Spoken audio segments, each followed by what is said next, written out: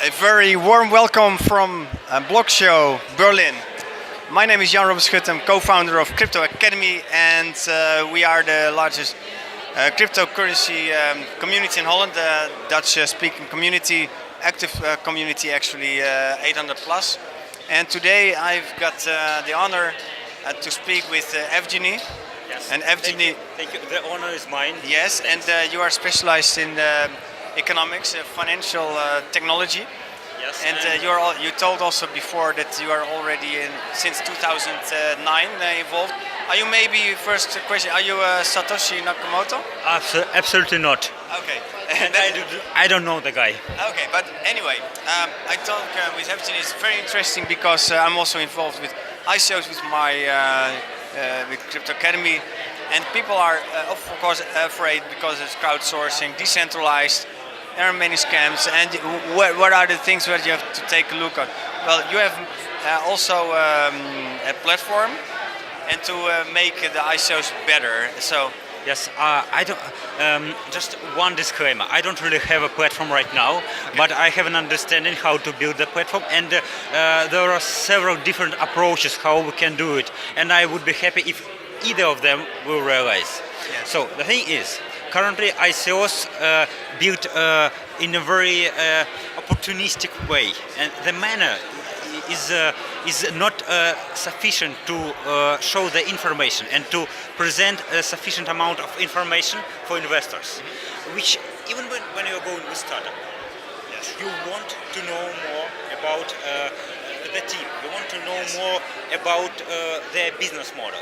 You want to know more about the way the value of your investment will go up. Yes. And for that reason, what you want to implement is some sort of audit. But Yes. you do not want to go to centralized audit. And here is where blockchain will work for blockchain, for decentralized economy. You want to crowdsource the due diligence. You want to get information from the people and give this information back to people. Yes. And this is the win-win situation when some people who are sourcing the information get paid for this information in tokens of your platform, and the other people who are benefiting from their profitable investments, they are paying back to this platform to pay for new exchange, for new research, for new information. So the whole thing will be tokenized. Actually, this project is called Audit Public. And this project is in a very early stage because I do not want to raise any money. I just want it to be purely crowdsourced project, and whoever want to contribute will contribute. Yes. I have a community of professional auditors, and my own background is in audit and consulting. Okay. So I'm just implementing their standard there, very similar to the standard of International Auditors Association. But I transformed this standard for the blockchain application, and it is more focused on the decentralized nature of businesses in question. So we are trying to put emphasis on the fact that we are crowdsourcing the project, and the goal of investment, like the target of investment, is the token, not the equity. And for that reason, we have to use a little bit of a different approach in valuation methods. So, long story short, I'm sorry for talking for far too long. Long story short, we are building an instrument Yes. to crowdsource information and to keep this information open to public. And I'm a strong believer in open institutes, because these open institutes working for society will create better environment for crowdsourced projects. And for ICOs, it will give more transparency. And even though blockchain itself is built on no trust method or methodology, when you invest something, you want trust. And this thing will create and will give this necessary trust sourced from public back to public. Yes, and also if the ICOs are more trustworthy, also as a perception, then the value of the ICO is already increasing as well. Yes, and the value of your investment will increase, since currently there is a huge divide between traditional investment approach and the ICOs. Because during ICOs, not only information disclosure is not sufficient. The qualification of investors, unfortunately, guys, I know you're all great, but unfortunately, most of you are not professional investors. And it is a very sober approach. It is a very sober decision to think of yourself as not that professional investors, and go on and search for more information. Just ask people to tell you more. Because most of information which you have access to, unfortunately, is not unbiased. You can get information from marketing sources, and 95% of this information, if not more, is marketing. It's not a pure information. What you want is an unbiased information which is not paid by the project itself or the company who is managing this project. Okay, yeah, sounds fair. And where can people find the information about your solution already? Maybe we can take a big sneak preview. Obviously you can contact me directly if you are interested in the project or any type of participation in the project. Because currently I have some ICOs under review according to my standard, and I do it privately for my purposes and the purposes of my close friends. Also, there is a web page. It's auditpublic.com. Auditpublic.com. Okay, yeah, but it only contains some conceptual explanation of what it is. But it doesn't contain any information about any ICO, because I didn't have a chance to finalize the project and the platform to publish all this information. And if you want to give one takeaway for the private investors concerning ICOs, yes, what would that be? Do your own research. Currently, there is not enough information about most of ICOs, and if you cannot conduct your own research, then ask someone you truly believe in. But make no mistake, you are taking the risks. So because that's your money, that's your assets, and if you invest them in the ICOs, that's your risks. That's no one else's risks. But how many ICOs did you participate already in? So I'm right now I'm quite skeptical on ICOs. So on my own I advised a couple of ICOs. Only one ICO I advised publicly is Bull Token, and I truly believe that Bull Token is a very decent project. Their background information, I did a lot of checks of them. These guys are from Norway. They have experience in investment management, and the whole project is about crowdsourcing of information for investment management. So it is somehow intersected with my interest, and I can vouch for this project that they are legit. Still, they can fail. Please understand that when you invest into any project, that's risky. So any project can fail. But Bull Token has less chance of failing just because they are doing what they're claiming they're doing, which is not the case for most of ICOs. Yeah, and one thing I would also like to add as a takeaway, I think, of course, yes, I agree, do your own research.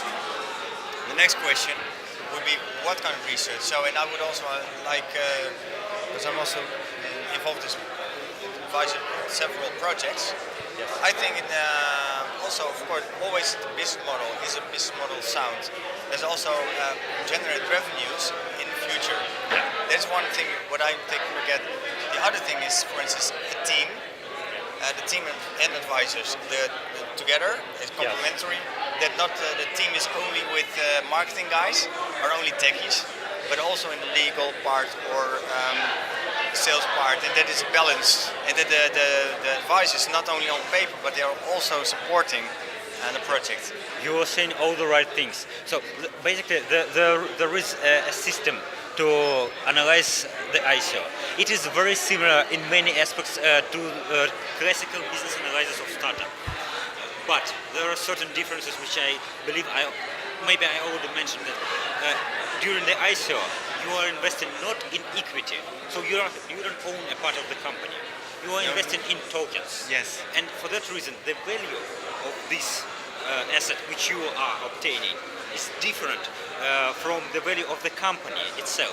And for example, as a token holder, you are not necessarily capitalize gains from the brand, because brand is in most situations connected to the equity side of the project, not to the token value. Yes, it may affect and may not. And there are many other things. Like if there will be some next round of investments, when the company will raise, for example, money from professional investors, it will or will not affect the token value. Yes. In many situations, it may even diminish, fully destroy the token value if the strategic investor will decide that they will no longer support token economy. They are just acquiring the company management, the management company of this token. Yes.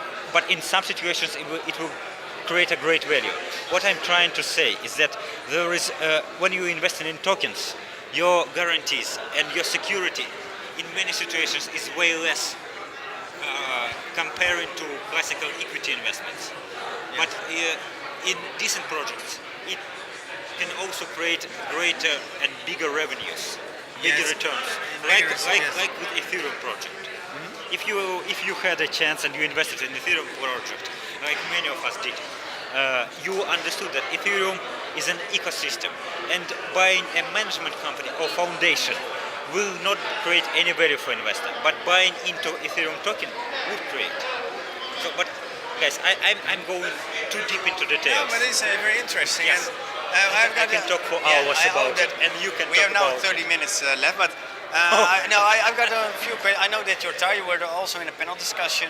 Yes. And did you like the panel discussion as well? Yes, let's be honest about it.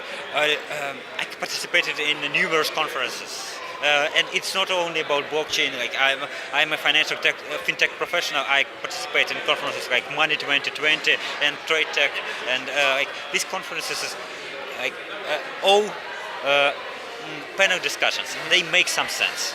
And they can really create value because people have to discuss, they have to challenge others' opinion, and I love my opinion to be challenged. I love to challenge others' opinion. Yes. I believe it, like it was said by classical philosophers, when you argue, you actually coming closer to truth.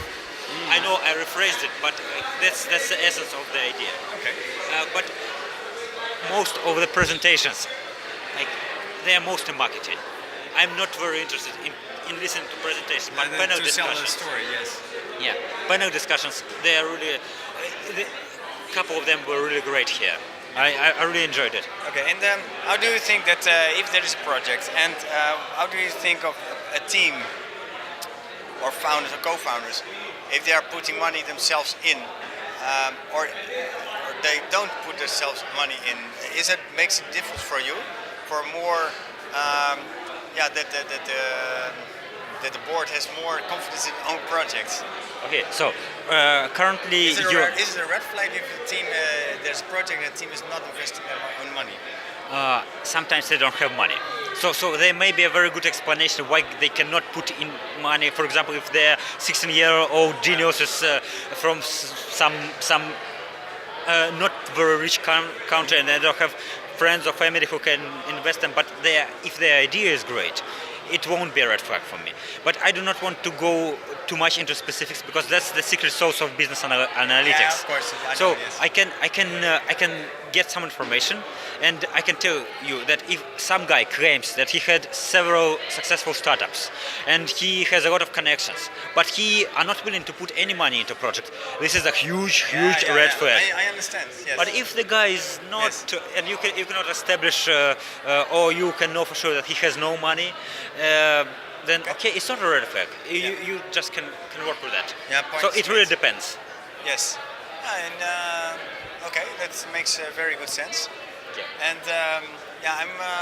Yeah, unfortunately, this is one thing about business analytics which I have to explain to a lot of people asking me. I cannot fully automate it. No. Sometimes it takes Okay. a lot of fundamental. This is very analysis. important because, of course, we have 800 plus members, more even, and they say, hand me over a checklist. If you have 10 points, with every 10 points is green, then you can invest in ICO. But I think it's a little bit more subtle. Even if there are 10 points and there are 6 good and 4 not good, a rational guy would say, or a kind of ivory tower guy, I would say, professors say, no, it's not good. But then I think, okay, the 4, how important are these factors? and these the other 6 are very good, then I would say it's a go for the ICO. And so this is one of the things I would like to point out. Maybe you agree with that, or I agree with that. because I think that you have to rate an ICO as an ICO per ICO basis, and you have to do your own research. I agree with you, and that you have to. Okay, so Yes. I support your point. I think that we have to elaborate a little bit on it. Yes, I think so. So the thing is, I don't really believe in fully automated methods. Or checklist is a great thing to have. It's a guideline. Yes, Guidelines. yes. And Yes. don't get me wrong. I am totally a numbers guy. So I want to see all the numbers. I want to see business model. I want to see your financial projections, even for ICO, because I believe that's a huge flaw. That most ICOs cannot prepare their own business plan. Because if some person cannot prepare a business plan, that's a red flag for me. Because ICO, essentially, most ICOs, they are startups, and if startup cannot tell me how they're going to operate, how they're going to make their sales, that's a red flag. Because if they don't know how to do a business, maybe that means they do not know how to handle money. Yeah. I would recommend everyone to pay more attention, not just to checklist, but to the specifics. For example, some ICO, I can give you a very good example. Some ICO may have a crazy person as their leader, and has no paid team member, like no one with a contract. And they may have even no legal foundation, or this foundation has zero sales and zero nothing. But it may be a Ethereum foundation. And if you go down into specifics, if you analyze the project, its potential, then yes, this project, it does not comply with most checklist methods. And even their advisors, like they may have a ton of advisors, but all these advisors are pure marketing guys. And they have nothing to do with real substance of this project. Or they may have a couple of advisors, but these couple of advisors just know everything about this particular topic. And they may have even a lot of person working for them, but they are in the shadow because they are crypto geeks. Yes. So you have to go into the project, you have to analyze community. And here is where the difference between the professional investor and the amateur, and no, not just professional, between the professional investor with a very conservative approach and professional investor who is digging deep ways. So professional investor, but with conservative approach, he will do the checklist and he will solve his clients or his purposes. Yes. Ideally, because he do not want to dig into the project. He doesn't have time. He won't just save projects with little or no analytics. And then he will have a checklist. And you may go with this project. It's nothing bad. But they took our background. That's not good. Yeah, okay. I think that's fine. Like we can turn it off. Yeah, okay. So if you want to do deep analytics, Yes. then you can work with projects who is not compliant with some. I think I agree. You have to rate, Yeah. estimate the ICO, an ICO per ICO basis. Do your own research with your sound knowledge, and if you don't be on the penny, don't be penny wise and pound foolish. If you need some extra help, just pay a little bit more for expertise for other sources like you, for instance, Evgeny, or our sources, and it doesn't have to pay. Doesn't have to be too expensive. But It may be free. It may be free, but not crowdsource. crowdsource your solution. Keep us informed at your website. Yeah. At your website. So basically, guys, I have several projects, but I'm here for the only purpose of auditpublic.com. Auditpublic.com. But you can always reach me out via LinkedIn. LinkedIn, and also, of course, cryptoacademy.nl. Cryptoacademy.nl. Yeah. Of mijncryptoacademy.nl. It was a very pleasure, actually, Evgeny, for this nice, interesting interview. Yeah. I think it was very valuable for for people also. And thank you very much for your insights. Thank you very much for taking your time and talking to me. Okay. I would love Keep to it. have We will you. cooperate in the Yes. future as well. Yes. Thank you. Have a nice time. Bye bye. Have a nice Bye. time and have a safe and profitable investment. Thank you.